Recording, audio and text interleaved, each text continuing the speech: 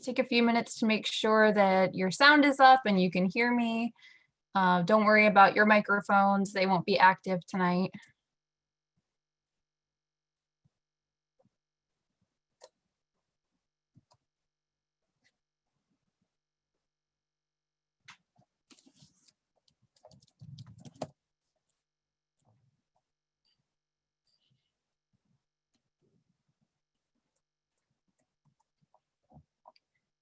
We are recording this, so anybody who's on this call or who signed up will get a copy of it once we have it. Probably tomorrow we'll be sending that out. So if you have to leave early, don't worry. We'll make sure everybody gets a copy of it.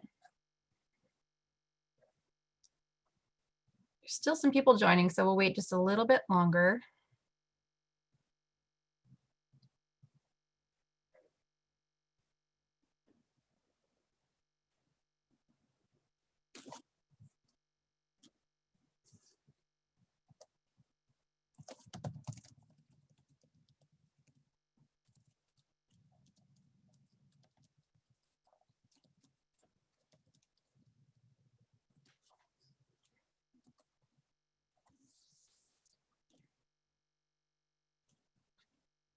Okay.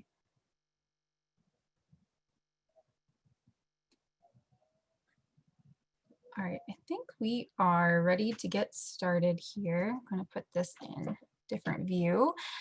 People are still going to continue to join, but let's go ahead and get started. We want to try and keep this call to about an hour, so we won't make you wait too long. Thank you for being here, for joining us. My name is Marky Miller, and I'm on the communication teams with CELDEF, or Community Environmental Legal Defense Fund. We do have audio and video turned off for participants tonight, so don't worry, we can't see you, we can't hear you, we don't have to worry about background noise. We do apologize if this makes it feel like a one-sided conversation, but we had 140 people sign up, so we're trying to limit how many distractions we have, reduce background noise. Rogue mics and echoes can unintentionally be really disruptive. So just to make it easy for you to listen tonight and participate with us, we did set up with that. To get things started, we'll begin with some questions that were submitted in advance with registrations, but feel free to use the chat feature on here if you'd like to submit. So there is a little chat bubble at the bottom of your screen. If you open that, you'll be able to respond to everybody, respond to just the panelist. It's really however you want it. You can select just a certain name. My colleague, Simon Davis Cohen, who is monitoring our chat, is going to look at that. So if you don't feel comfortable posting your question to everybody, you can feel free to just send him a private message. So whatever you're more comfortable with. And we'll be collecting those throughout the night. So we will do our best to get to as many as we can. But keep in mind that this conversation is just an initial step. The door at CELDEF is always open. We're happy to provide contact information afterwards. And if you'd like to reach out to us and expand on anything we talk about tonight, certainly this conversation is not meant to be start to finish all that we can do. This is just to start connecting, and hopefully once we're all able to get out there and be in the same room again, really translate these words into actions. So when we planned this webinar back in April, our attention was really only on COVID-19 and how to organize during a pandemic. So obviously things have changed quite a lot in the last few weeks. Grassroots organizing in particular certainly took a hit once shelter-in-place orders were official. And even now, as things begin to reopen, coming together physically isn't always possible. It's not ideal. Not everybody's comfortable with that yet. Here in Ohio, our ability to collect signatures was greatly impeded. And yet our governor has stated that no one should have to choose between their public health and their constitutional rights, and yet fails still to deliver these protections to us. So more recently, the anger and the outrage over the murder of George Floyd has sparked protests nationwide. And we wanted to make it clear too that when we're talking about organizing in a time of crisis, we're not talking about the protests in the streets. We're talking about the systemic racism and the injustice that's been embedded into our laws and our society and our culture for decades. A crisis can be very powerful in activating change. For my community in Toledo, Ohio, the loss of our water led us to enact the Lake Erie Bill of Rights. Countless local communities are threatened and harmed and burdened with environmental and social problems, and they often know exactly how they would like to change things, but too often we limit ourselves and our power, and we think that we have to put our faith solely in officials and agencies and into elections. So we'd like to use this time tonight to talk about alternatives to that and how we can see our power differently. COVID-19 forced us to find creative ways to change how we work, how we shop, how we teach, how we interact. And it made us see that real structural change was possible, but we shouldn't have to face a life or death scenario in order for that to happen. And while the thought for many of us of, well, if we go outside, we could get sick, we could be met with a fatal outcome, that was a really hard concept for us to deal with. But that's a reality for communities of color, and that's been their reality for a long time. Simple things, being pulled over, buying candy from a convenience store, going for a run, even staying home, have become things that are very dangerous and risky actions that could turn fatal. And so communities of color in this country have been trying to adapt to a harmful system just to survive for too long. And we're seeing that conversation blossoming here, that things do need to change. And this goes far beyond a simple right to have a peaceful protest. This really should be about the realization that the system is not broken, but it's fixed. It's fixed to work against you, against your community, against people of color, against constitutional rights. And sweeping structural change is different from just basic reform, and it has yet to come from a higher level of government in a way that benefits people, that benefits the environment. But I know you didn't join tonight just to listen to me, so I want to introduce our panelists so we can dive into the conversation. We have Tish Odell. Tish is the Ohio organizer for CELDEF, assisting Ohio communities to organize rights-based initiatives in their communities. Tish co-founded the grassroots organization Madion, Mothers Against Drilling in Our Neighborhoods in Broadview Heights, Ohio, that successfully campaigned to adopt the first Home Rule Charter Amendment in Ohio, creating a community bill of rights banning new gas drilling, fracking, and injection wells in the city in 2012.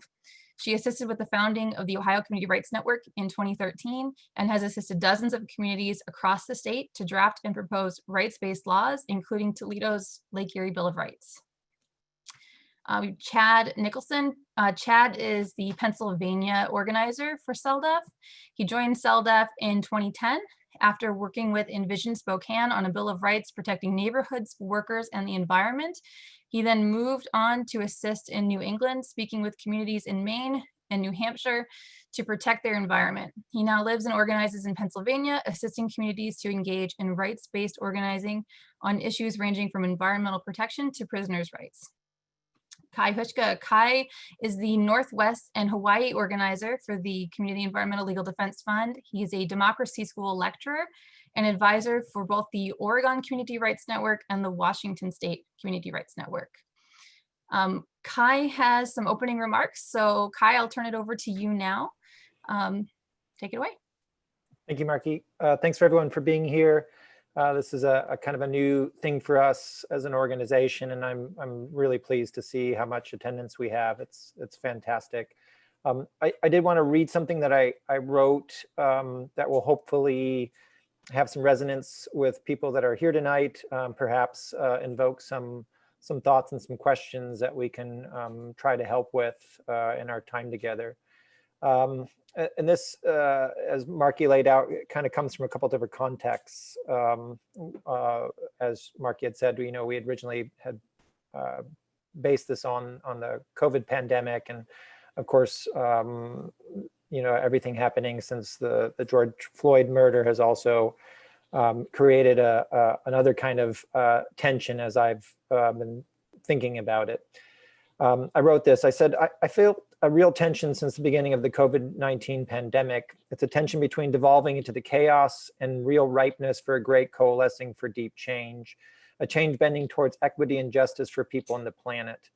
It has made each day quite interesting since the beginning of March. If the pandemic wasn't shocking enough and its pause button-like effect on the world, we've now been catapulted into what feels like a different sphere of equally tension-filled chaos and opportunity, fueled by the justifiable outrage and calls for deep change coming out of the most recent deaths of Black people at the hands of police, really at the hands of an oppressive system. We've all been forced to look outward and inward in a way we haven't before. All of this has made me question our very existence along with what is possible. The pandemic and the resurgence for justice for Black lives have both helped to strip bare the system we have and its inherent problems. COVID-19 for me especially demonstrated a couple of things. One is that it showed many people how our system is really built and ultimately how it is unable to deal with the needs of people and nature. Secondly, it provided a space for each of us to inventory what is and isn't important to us. Taking the language of the time, it really has been an evaluation of what is and is not essential. A third count is that the pandemic demonstrated what mass mobilization could accomplish in bringing the system to its knees. The pandemic was able to do what human organizing has until now, which is bring the machine of capitalism to a near halt. It felt really like nature's way of activating a general strike. I don't say any of this to ignore the real suffering and loss that the pandemic has wrought, and that clearly some of that suffering and loss could have been avoided, but to challenge each of us to learn from these times in order to apply ourselves in a manner that won't just slow or stall the current system, but ultimately dismantle it. COVID-19 and the renewed energy to seek justice for Black lives in this country is all, of course, part of the bigger reality of climate change itself. All three things require resolute focusedness, organization, and the need for greater and greater unity but a unity that does not compromise with the existing system. To really push that next level, it needs to be a commitment to stand on a defined set of values and then to become effective advocates for those values. That tension of chaos and opportunity is palpable. The system is selfish and will do everything it is in its power to maintain its hold. It will do this both with a heavy hand, but also with veiled offerings to devolve power that in the end do nothing to fundamentally change the system. That tension is there for me, but I'm choosing to invest in opportunity versus being swept up in the chaos. Thanks to my fellow panelists and for all of you out there for letting me read that. And again, I'm very happy to be here tonight.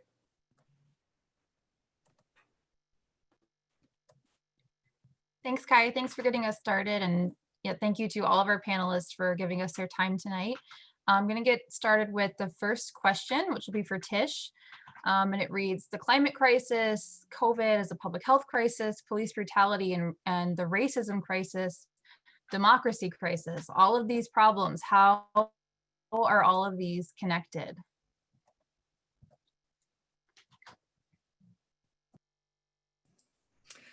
Hi, everybody. Glad to be here this evening, and thanks for that, Marky. As a CELDEF organizer for the last 8 years, working on rights-based organizing, and at first, as Marky stated, it was just on environmental issues. It's been hard for me working with communities all these years when talking about issues in community groups on how to connect to these. We've been taught to look at our issues through a single issue lens. So let's say your community's facing a pipeline, and you get everyone together in the community, you notify them that first it's coming and you organize and you form a pipeline opposition group, right? Or your community's facing, let's say, a lack of health services. Maybe something's been cut in the budget. And so the group forms around that to work on universal health care. Then let's say your community, unfortunately, witnesses a young unarmed Black man being killed by police. Now we have a group formed working on reforming public safety. So these are all single issues, but then when each of these groups tries to make the positive change that they believe will be good for the community and fix the problem, we believe we live in a democracy, and if the people just would voice their concerns to the electeds or some agency, that they'll be heard and the issue, whatever it is, will be addressed. But that's not the system that we live under. So for example, the community with the pipeline issue may go to an environmental public hearing. They'll make comments about how this is going to harm the community, maybe the water, the air, but does it stop the pipeline? No. And to make matters worse, maybe the pipeline community, they use the local police then, or sheriff, to protect the pipeline company's interests, paid for though with the people's tax dollars. And then let's say the community group that's in need of healthcare services for residents, learns that there's some big project coming that wants tax abatements and subsidies for like a new stadium, let's say. Well, the people go to council meetings and go, no, we need healthcare services here. And they maybe go to the state. Well, the stadium is approved with corporate welfare money, and then there's no money left, right, for the people and their healthcare services. And the same thing with the police killing in that community. They demand maybe a citizen commission be formed so that they'll be heard. But in the end, do their comments matter? So, just to kind of connect those issues, like you're talking about, Mark, has anything really changed? It's about who's making the rules, the regulations, the laws, and for whose benefit. We have a group in Columbus who's been collecting signatures to put a law on the ballot, which is our right in this state. And the pandemic hit and they couldn't collect signatures anymore because we had a shutdown. Well, their deadline's approaching and they've collected almost all of them and they can't get the signature. So, democracy is definitely being affected by this. Another example we had today, which just shocked me here in Ohio, was in Dayton. We have a local representative who actually made the comment, and it was, I just can't, I'm going to read the headline because it's like still so unbelievable to me. But he says, he's asking if the colored population, he calls them, are not washing their hands as well as others, and that's why their rate of COVID, and this is a state senator, it's just shocking. I mean, if you put this together with the environmental issues, so people in Toledo, Ohio, who had the water crisis, a new water treatment plant had to go in and be upgraded. And so now the rates are higher for the people. Flint, Ohio, Dayton itself is in the middle of a crisis with their water, and it's because of the Wright-Patterson Air Force Base. Well, people of color and a lot of the communities, in the city and poorer communities, they can't afford. So let's even just say that statement had anything to do with reality. Here's how the environmental issue is connected to this pandemic. And, but they don't even think about that the higher water rates can't even be afforded. So those are just some thoughts I have on, how this is all connected, and we need to start connecting. And I think that's part of what COVID-19 did at the local level. It showed people that all these things, they couldn't, they had to help each other, rely on each other. It wasn't the state and federal government coming in to rescue them. It was the people there themselves.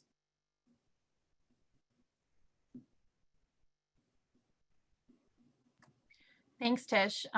Yeah, I can definitely speak from at least the Toledo perspective when the pandemic chaos was just becoming news and people were getting worried and the panic buying started to happen. It was very reminiscent of what we experienced with losing our water. People were stocking up on supplies, not knowing how long things were going to last. And to be told that you have to wash your hands all the time, it was like, well, thank goodness we can.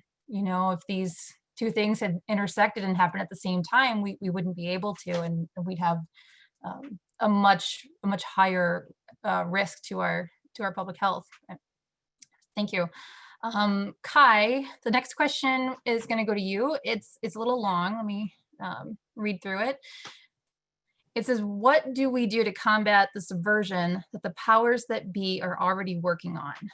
Trying to divide, put in false leaders they can manipulate, or they have already started grooming to have put in place, pretending to back down while working harder to stop change, etc. We saw it after Vietnam and other uprisings for change, most recently in the Women's March. What do we do to stay united and engaged? People expect instant change, and if they don't get it, they seem to lose interest.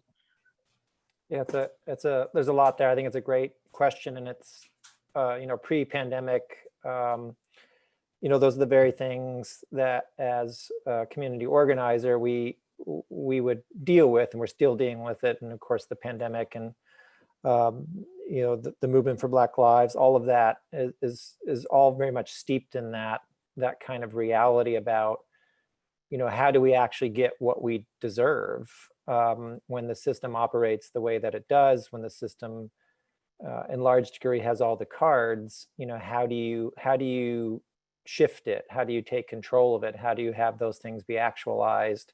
Because the system has been very good at not just controlling the moment, but really having the time and energy to think beyond the moments in a lot of cases and prepare for it. I think that is kind of the opportunity aspect that I spoke to earlier. I think in some ways the system was not prepared for what is transpiring. And I think with that is the opportunity perhaps to put some real pressure on and have real fundamental change come about. And I think that's going to come with real pressure from people and perhaps in new and creative ways. So as the power elite, as the system in some ways is kind of reeling to figure itself out, we have an opportunity to maybe actualize those things that were far more difficult before, when we haven't had as great of the destabilization that we're having now. Not as to say that climate change hasn't destabilized things already, but in a way that the shock waves have been much more felt more broadly in these last few months than let's say prior in quite some time. And so I think for me and my observation to that question about how we sort of push through that is really what is it that we want, which is largely where our organizing begins with, is asking people in communities, what is it that you want, or what is it that you demand, and articulate that, and then organize and advocate on those grounds. And I think where the system often wins and basically pulls us back in without really anything changing is when we let go of that, when that compromise comes into play, or when we believe that what is being offered or the possibilities that are being offered is the best we can get, and then we pour all our energy into that aspect of it, which largely when we begin to analyze it either in the moment or afterwards is really a lot of organizing based on symptoms and not the root level realities that we're demanding. And I think with both the pandemic and the situation around Black Lives that we're dealing with now, I'm hearing a lot of good things in the sense of real calls for fundamental change. And I think what needs to happen is those voices, those ideas need to stay out front, because otherwise, if they get pushed to the back, we're kind of back to where we began. So I think it's going to take real political pressure. It's going to take real demands, whether through traditional forms or untraditional forms, to make that happen. But I think that combination of again being resolute is going to give us the best chance of pushing through.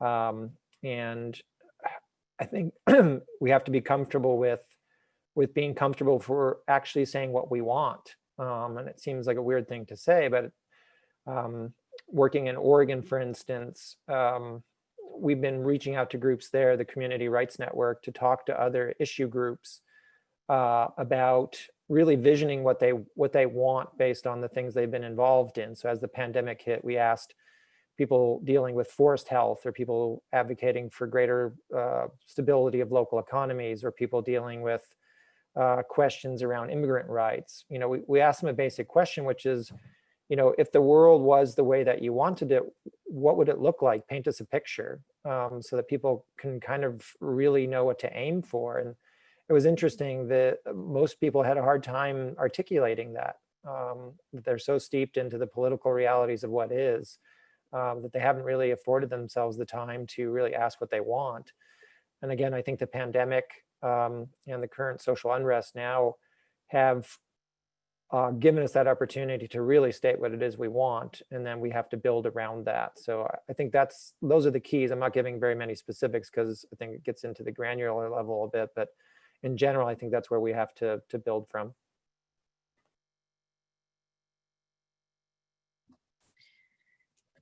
Thank you, Kai. We're going to move on to Chad. Your question: Has CELDF drafted any initiatives for state level governments? As we saw with COVID, state governors stepped up when the federal government either could not or would not.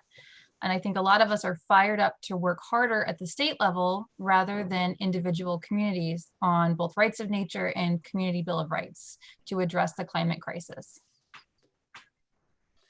Thanks, Marky, and good evening, everybody. The answer is yes. We have drafted some state constitutional amendments, particularly concerning giving communities the right of local community self-government, that communities should be able to make laws in their best interest, make laws to protect their health and safety, and that would be free from state preemptive laws or from corporate interference. So I imagine a lot of people on this call are aware a state legislature or the federal, our Congress in DC often passes laws that actually removes authority from our communities to make decisions on issues that are important to them. And so when that happens, communities find themselves handcuffed. They say their hands are tied. They don't have the authority to stop fracking or stop a pipeline or to actually have a community-based police force or to deal with campaign finance reform on a meaningful community level, to enact community-based labor protections. The list goes on and on. As Tish mentioned, a lot of these issues are related, and they're related in that the system, as it's currently structured, fundamentally denies the people that are most affected by these issues from having any meaningful say over them. So the constitutional amendments, and I think they're available on our website. If not, we'll have our email addresses that we'll post towards the end of this call. Folks can get in touch with me or any of us to be able to get more information. But they really are about changing the constitutional structure, first at the state level, and understanding that the federal constitution definitely needs at least some tweaks, if not a major overhaul itself, to return that power to communities. And so the legislation, that's being put forward isn't specific to single issues. It's more to just whether or not communities have the powers that they need to protect their health and safety, and also to give rights and protections to nature and ecosystems that are far greater than what the state or federal governments currently allow for. So it's not just theoretical. It's not just words on paper. The state stuff has actually been moving. It's been introduced in the New Hampshire House 3 times at this point. In 2018, that was led by Michelle Sanborn, another CELDF organizer up there with the New Hampshire Community Rights Network. But it actually got about 1/3 of the vote in the state house. So it didn't pass, it didn't make it out of committee, or it didn't make it out of the House, but it actually got 1/3 of the support of all the legislators, and it was bipartisan in the state of New Hampshire to give communities the right of local self-government. There's also campaigns that have been happening in Oregon, Colorado, and Ohio. They're at various stages. Where I live in Pennsylvania, the local self-government constitutional amendment was introduced into our state house last year, had several co-sponsors. I think though, well, a couple things. One, it's different in each state, I think, in terms of how people organize around it. So some states, for example, have the initiative process where they can gather signatures on a petition and then put something up for a vote of the people of the state. In New Hampshire and in Pennsylvania, we don't have that option. We actually have to go through our state legislators. So it's kind of ironic that we have to ask our legislators for permission to amend our own constitution, but that's currently the state of things. So in Pennsylvania, though, we've gotten a sponsor and several co-sponsors. They put it forward. But our organizing strategy around it at this point is not to assume that it's going to get enacted or passed by the legislature anytime soon. We're basically looking for a beachhead there that we can then organize with other groups around. So for example, when the amendment was introduced last year, we didn't go to the Capitol, Harrisburg, and have a big rally there. We actually went to the home district of the legislator that put it forward to meet with her local groups, because this amendment would actually be about giving them more power in their communities. So we're continuing to try to take the state work, but actually keep it focused at the local level.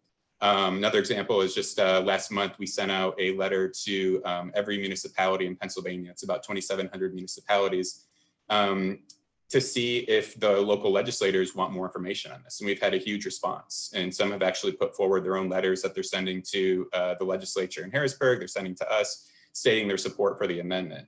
And this actually also, I think, ties in with another question that I saw in the chat earlier on about what groups do we partner with. Yeah, there's a lot of groups that are now coming on board with this amendment in Pennsylvania. And I think, including just this last week, Poor People's Campaign, a group called March on Harrisburg, several local environmental groups. We do partner with groups, and I think we're partnering with more and more these days. But historically, it's been more difficult for us to partner with some more traditional environmental organizations, for example, because our work is more systemic in nature. It's not about reform or regulation or things like that. It's actually about overhauling the system, maybe taking it down and rebuilding it from scratch. So a lot of the groups that we partner with are local community groups, groups that maybe were never activists before or hadn't been involved in politics or lawmaking or things like that before. But I will say that, particularly around the state efforts, more groups are coming on board. But I do want to reiterate that at least at this point in Pennsylvania, our strategy is not assuming or hoping that anything is going to pass at the state level anytime soon until we actually build the grassroots people of this movement to force it through and toss out the folks in Harrisburg. Yeah, thanks, Chad. I definitely don't see it as an either or strategy. There's room to work at both levels, and we definitely want to highlight the power that's in the grassroots. Tish, just shifting gears a little bit with questions. This question says, due to my age and the pandemic, I'm not able to go to protest. What can I do from home? Well, sounds like that person is in the same boat that all of us community organizers are in. What I can say is it's really all of this is about sharing information and educating people in your local community, because like Chad said, I mean, it's about building at the grassroots and pushing it upward. So, I mean, we've had to learn how to do this kind of stuff on Zoom, right? So, but educating via emails, calling people in your community, social media. I mean, there's so much information that's not shared on the corporate media, and so people just don't know about it. I mean, maybe we're in like a small group and we assume because we connect with those people more often that everyone knows about this, but they don't. Maybe you could start a rights-based, I don't know, book club or movie club via Zoom questions. I mean, you want to try to get a diverse group from your community together to be part of this and to help them see the issues that they're facing through this lens, this rights-based lens. So seeing what the common thread is, why the people can't get what they want, why they can't create the just and sustainable communities that they envision. And then of course, when you get some people together that do seem on board with that, you can contact us here at CELDEF. We can schedule a meeting with Zoom, virtual workshop. We're working on our democracy school in a virtual way. So, that would be my suggestion and hopefully they keep talking about this second wave coming and that we may be in this situation for quite a bit longer. So we don't want to give up the organizing. And I'm just going to make a comment. Is that okay, Marky? About something Kai had said about us, sticking to the issue at hand. Like we've all been galvanized around this, active, but you've already seen like with the police accountability issue and people talking about defunding police departments. So that's totally, and I heard our mayor in Cleveland today talking about it. He means like there wouldn't be any police. Well, that's not what that means.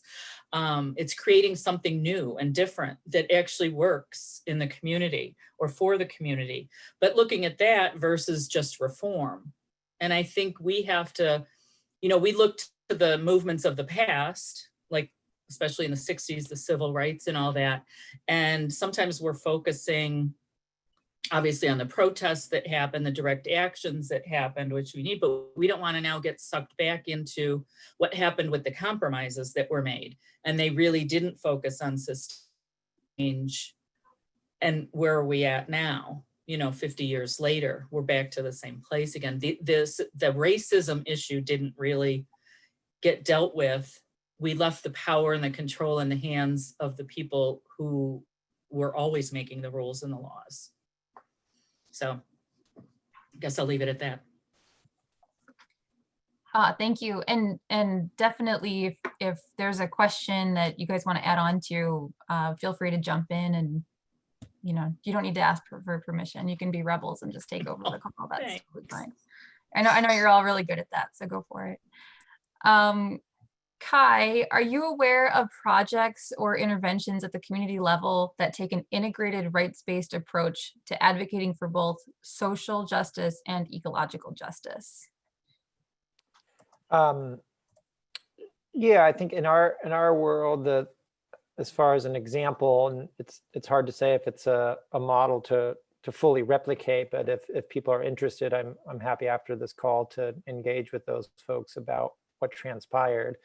But Spokane, Washington was a place, if I'm hearing the question right, that made an attempt a few years back now to basically look at the community for the community's sake, and that meant looking at it from a lot of different vantage points. As you might have recalled from the start of the call in Marky reading about Chad's bio, Chad was involved in one of the early efforts here in Spokane to move what was really the original community Bill of Rights, which is a central piece of all the lawmaking work we do today. And that effort was really about pulling what were often isolated, disparate groups together under this idea that we're all struggling with the same barriers of the structure itself. What would it look like if we actually linked arms and gave power to what we're desiring, not just around our individual issues, but collectively? And that meant neighborhood advocates working on unwanted corporate development, linking up with labor union folks dealing with worker rights who were linking arms with local environmental groups on protecting the Spokane River, who were linking up with housing advocates who were trying to help people to have access to housing and so on. And it ended up being a very comprehensive effort to really speak to all these things that the community was woefully missing its mark on, and the power structure itself not really doing anything about it. I mean, to Tisha's point around very lukewarm reformist type actions, but nothing really systemically changing things. And so there was a real concerted effort to see if you could really advocate in a manner that pulled what are traditionally things under social justice and things under environmental justice, and pull that all together and really just advocate for the community for community's sake. And though the laws never passed, even though there were multiple attempts, I think it did get people thinking differently, and differently in my sense, just thinking systemically. So much of what we're fed is fed sort of in isolation, disconnected. Even schooling systems themselves don't do, I think, a very good job of preparing us to be the right kind of critical thinkers and systemic thinkers. And so when you create an opportunity for people to come together and see that you can advocate for one another without lessening what you may have greater passion for, that you can get somewhere and beginning to shift behavior and really shift culture. And I think to the topic at hand here, I think both what's happening around the police brutality, social justice issue around people of color, as well as the pandemic, they both are speaking much more clearly to systems, both in how the system is currently structured and why it doesn't work for us, but also why we ourselves need to think in the manner of being systemic and really braiding these things together. And I'll finish just on what Tish was talking about at the end there, which is, we shouldn't discount ourselves on what's possible, because really the system itself is unreasonable. We're not unreasonable by saying what we've been saying. And so though it may seem politically difficult or politically unfeasible to really ask for what you want in a multifaceted systemic way that braids together the social and the environmental and such, that's not unreasonable to me. That's actually very, very sound, logical, in tune thinking that we really need to be embracing and supporting each other with, because the system itself is what's unreasonable, and let's not forget that. So again, in the topic of tonight, I think there's a real ripeness again for that to come together, and maybe part of it is really to stop dropping the terminologies of social versus an environmental, and let's figure out a unifying way to say that, because they're all connected, all those things. They're not separate or disparate And part of our own maybe stumbling block is ourselves and how we phrase things and language things.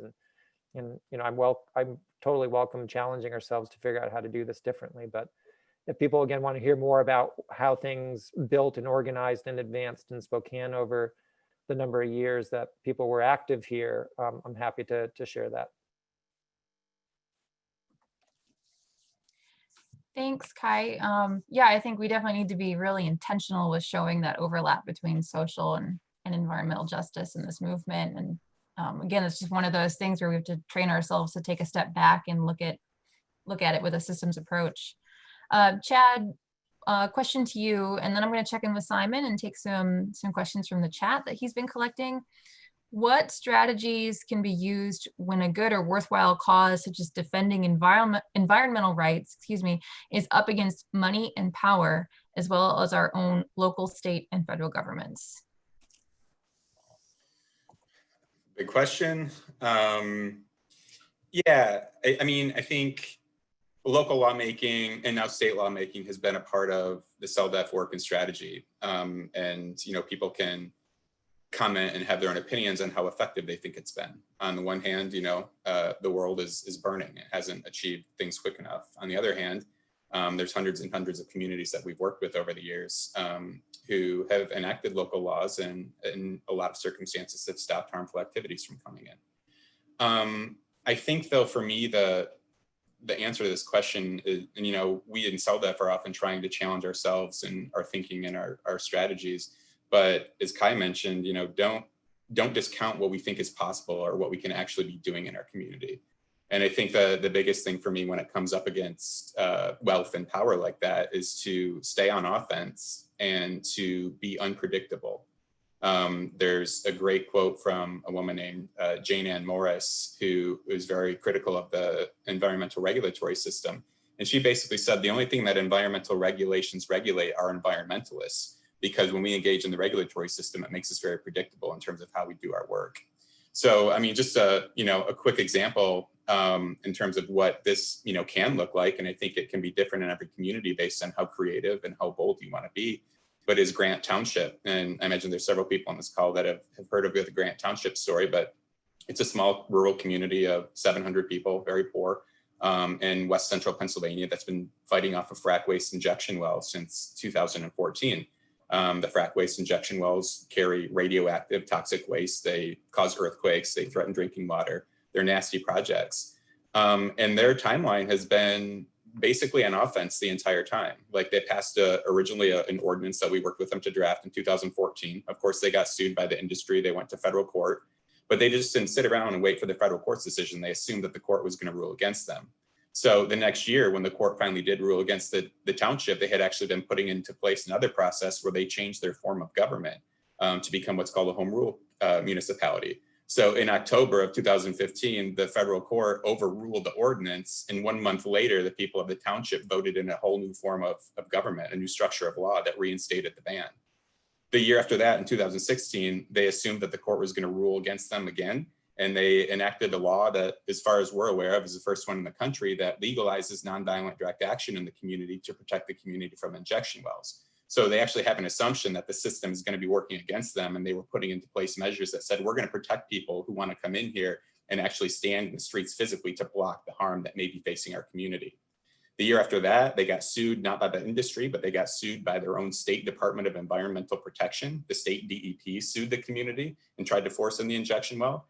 Granite Township then countersued them. And actually just a couple of months ago, in that case, the DEP reversed course and actually revoked the permit for the injection well. So throughout all this time, there's no injection well in Granite Township. That was actually the first community in the nation as well that we're aware of where the local rights of nature law was actually used to force a state agency to deny a permit for an industry like a frac waste injection well. So I guess, I mean, there's a lot of back and forth there. I don't want to take up too much time with it, but I guess my point is, the community continued to be creative. They continued to stay on offense. When they got losses in the courts or when they were told they couldn't do X, Y, Z, they didn't believe it. And they continued to find other ways and strategies to continue to keep the pressure up and make sure that the rights of their community is what's front and center. So, I think that's kind of in line, it can be pretty despairing as we look around the world these days. Things are rough out there. And I think, we can take inspiration from communities like Grant and the hundreds of others that have stood up for what they think is right. We can also take inspiration from past people's movements. We talk a lot in some of our courses about the suffragists, the labor and civil rights movements, the abolitionists, the same-sex marriage movement. And, these were all long-term struggles. And I think, a lot of them took 40, 50, 60, 70 years, and they had a lot of fits and starts, and there was a lot of losses. And there was a lot of despair within those groups of people as they kept getting beaten back, but they didn't lose sight of what their goal was. And I think that's, the question for me right now, and maybe for our work, is, do we have that kind of time? A lot of people say we don't, that the planet's in too much trouble. I would probably tend to agree with that. But, that means I think that we need to continue to stay on offense and come up with more creative ways of doing things. And the last, I guess, thing I want to say on it is, I think when people consider global climate change, they feel like, what can they do as one person? That the problem is too big. And one other quick story, a place called Tamaqua in Pennsylvania was the first community in the world to pass a rights of nature law in 2006. And in 2008, that was actually transferred down and taken up by people in Ecuador, and they passed it into their national constitution. So I guess just to say that taking bold action in your community, even if it seems crazy at the time, or even if it seems like there's nothing you can do, can actually have meaningful effects and big time ripples across the world. And I think we just need more people that are willing to stand up for what they believe in and do some crazy shit. Yeah, well said. I think that's really the big takeaway. Thank you, guys. I'm going to turn to some of the questions from the chat now. So these won't be directed to anybody in particular, so feel free to answer them. I will touch base real quick. There was a question about move to amend's federal constitution amendment.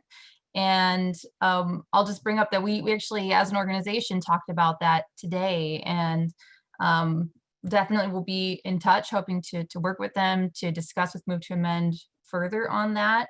And we definitely agree that money in politics is a big issue and recognize that as a staff. So hopefully we'll have more collaboration with Move to Amend in the future to talk about. Let's see, there's a question that says, these marches are youth-led. How can we reach out to them and encourage them and help them develop their minds for, help them develop their demands for systemic change? And the marches are referring to the Black Lives Matter movement, but I think we saw the same thing with the climate march and climate justice.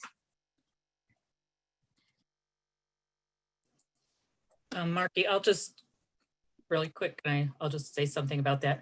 That's one of the things we talk about, like, what's the difference between a moment and a movement, right? And so obviously people are in the streets because something motivated. I mean, there's something that, like, it's the straw that breaks the camel's back, right? And so they're out there, but is there a strategy beyond that march? I think we saw that, we see that a lot of times.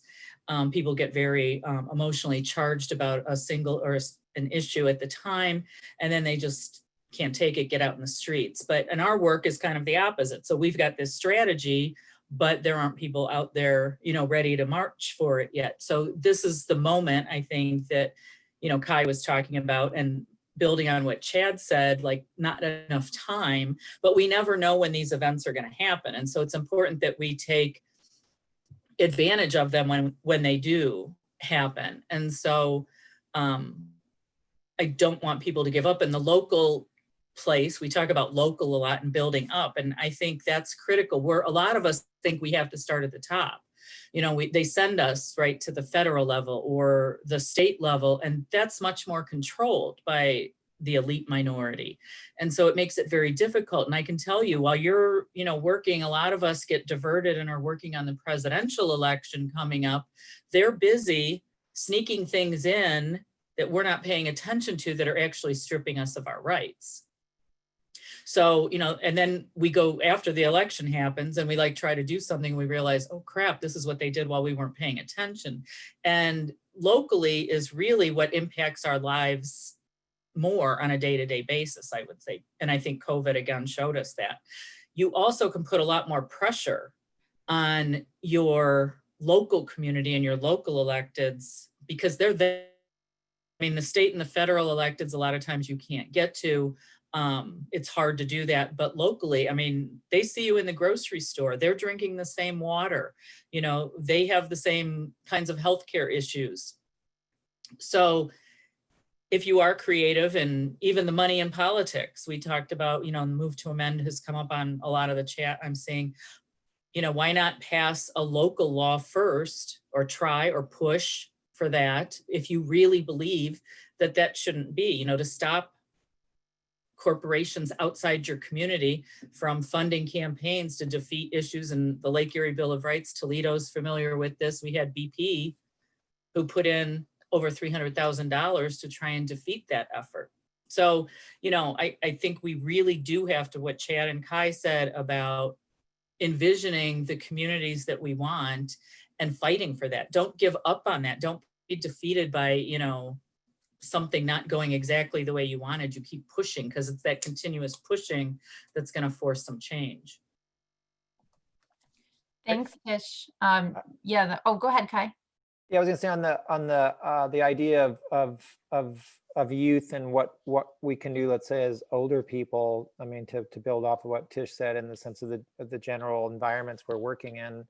I think for me, it's about letting them lead, and not co-opting them, not polishing what they say, not speaking down to younger people.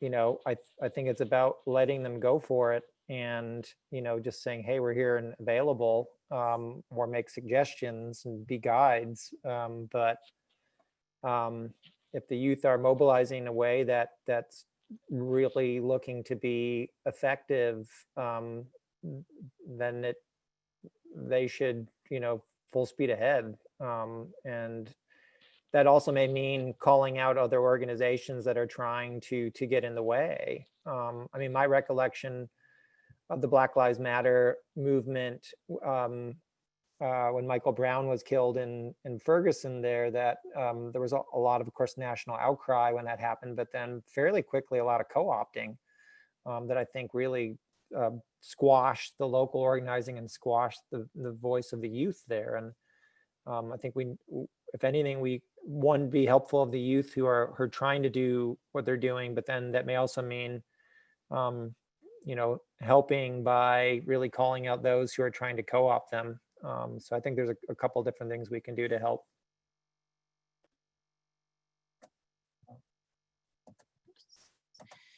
Yeah, thank you. I was just going to add into what Tish was saying too. It was not just BP funding it, but BP out of Houston, Texas. So definitely a little far removed from our community here in Toledo. Yeah, I think that's great. And there was a question earlier about whether or not we're connecting with the Black Lives Matter movement and other groups to help assert their demands, and are we discussing with them community rights and right to local self-governance? And I certainly think I agree with what was said earlier, that the key thing though is making sure that the voices in that leadership are what are heard, and that they're kept at the forefront of that movement. So absolutely, we are open. We signed on in support of the Movement for Black Lives platform a couple weeks ago. And we certainly want to help reinforce that demand for community control. But I don't think anyone at CELDF wants to assert themselves as going in and taking the lead on that effort. So it definitely has to be more collaborative. We are quickly running out of time here. So thank you everyone for your patience. We still got a lot of questions we didn't get to, and we'll do our best to make sure that we do something to respond to people. We're still collecting all of those. At this time, if any of the panelists want to make just a few closing remarks, feel free to do that. Well, I'm happy to, if there's a quick question you want to throw out, Marky, I'd be happy to tackle that while we're here all together, and do it that way, and kind of interlace whatever final closing comments we have at the same time. Yeah, sure. One of the questions we had was, you spoke of climate change and many other issues. And I wonder how we get past the polarization that is prevalent in our society. It seems that people have made up their minds on these issues. So how do we move the needle toward changing this?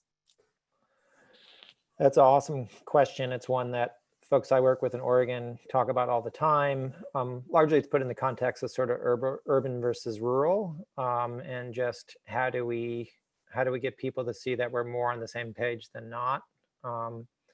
I don't have a magic bullet answer for that. I think the pandemic again is maybe created an opportunity to have some of those discussions that maybe weren't as easy to have before.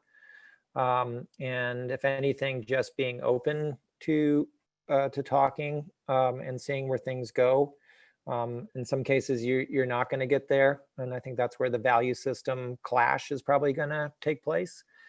So that if there's a certain value system that we want to assert and others are just in denial of it or in opposition to it, well, you're going to have that clash. So I think it's this combination of standing for what you want, advocating for it, but also this openness to maybe continue to try to talk to people who aren't there yet. Though I think, again, that the pandemic may have created some opportunity to have more of those discussions. So I think it's just constant pressure and being resolute and diligent about holding those two things. You know, what do you want, but also being open to talk to others to find some common ground.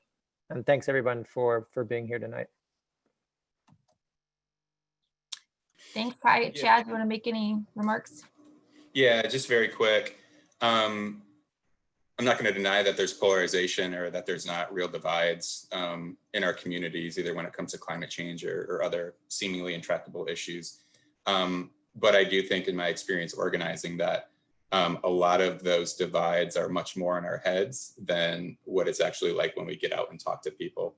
I mean, I understand it. Nobody wants to go talk to their neighbors and try to convince them to sign a petition or come out to a hearing or something like this. And it's almost universal too, in my experience, that everybody thinks that their community is the most apathetic or the laziest or whatever.